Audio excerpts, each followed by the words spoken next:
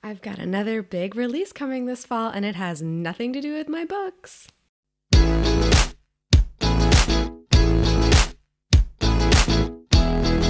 Hi, I'm MK Williams. I'm an author and independent publisher. I love sharing my insights about all things self-publishing with you. Before I get into the details of today's topic, don't forget to subscribe. You'll be notified when I put out new videos every week about self-publishing and making a career out of being an author. And guess what? I'm pregnant. So I announced this on my personal channels, on my Instagram, on my Twitter, on my Facebook. So if you're not following me there, follow me there. You would have been in the loop a bit sooner, but that's right. My husband and I are very excited to welcome our first child this fall. So we're really excited. We're getting ready. And as many of you know, I'm a full-time entrepreneur.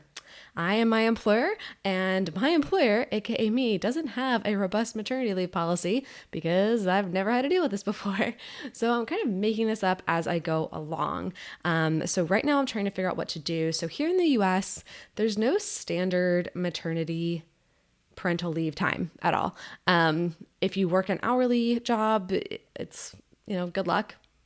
Hope maybe you can come back the day after you have the baby and make money again. It's not very good. And if you work in a corporate job in a corporate setting, kind of the standard is seen as 6 weeks. And that's usually after you use up all of your available paid time off and sick leave. Then what will kick in is called FMLA, Family Medical Leave Act. And that means that for 6 weeks, they won't give your job away. That's about the protection that you get. Doesn't mean that you are necessarily compensated during that time. Sometimes if you are, it's at a fraction of your regular salary. And yeah, it's not great. So I have none of that available to me because I'm an entrepreneur. So I'm trying to figure this out for myself. Financially, I think we're good here. I've spoken in the past about financial independence, how that was a big factor in my taking the leap and going into full-time entrepreneurship. But when the baby is due at the end of the year, I've had since March to plan. So that's when we found out we were pregnant. So I've been able to plan ahead, book clients, close deals, promote my books. I'll be able to do enough so that way the 2020 revenue for my business still looks like a full year, even though I will probably stop working when the baby comes, which is in mid-November. There really is no standard to compare it to. But with that 6 weeks, that's kind of for like corporate America. I'm kind of like, well, if the baby comes right around Thanksgiving, 6 weeks gets me through the end of the year. So I'm planning to just not work during those 6 weeks, just really focus on the baby.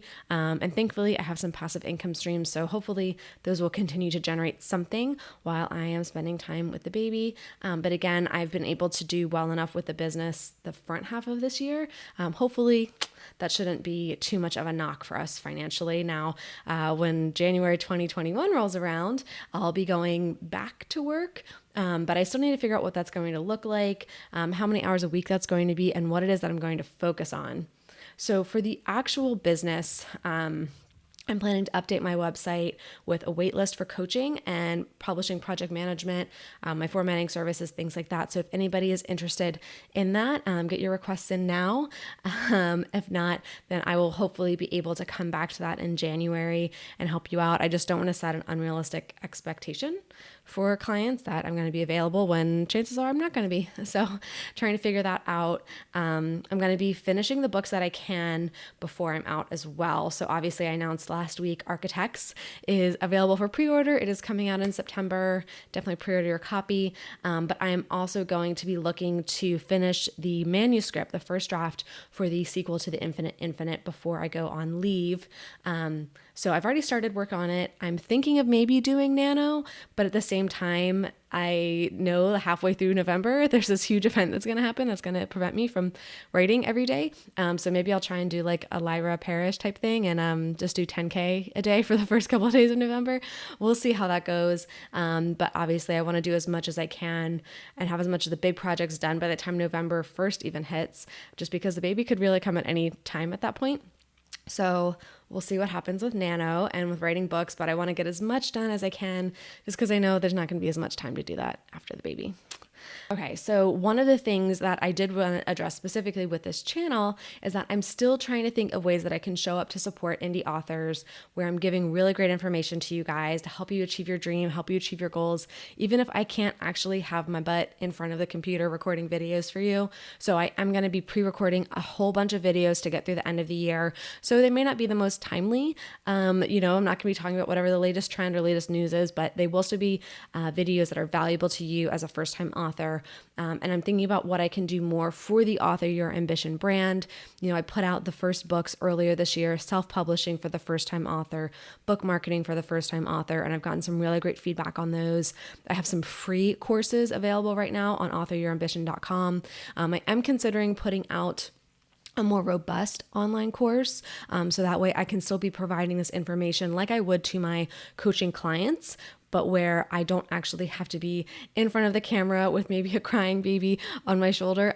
It's something I could pre-record, put out for you guys. If that's something you're interested in, definitely let me know below in the comments, because I want to get that done obviously before the baby comes. So I gotta know if that's something you guys want or not. And I think the biggest thing for me that I am taking going into building this maternity leave for myself as a creative entrepreneur is that first trimester morning sickness knocked me out. I couldn't be near food. I couldn't think of food. I got so much anxiety every time I knew it was a mealtime because I just did not want to eat anything. Everything just made me want to go run into the bathroom and get sick. So I really realized, health is a priority. So I'm trying to do a lot of mental preparation right now of health is going to be the priority for myself and for the baby. And work cannot be the priority anymore. I'm such a type A person that I think, it's going to be tough, but I'm trying to mentally prepare now. But it's going to be such a critical time to spend with my baby. It's their first child.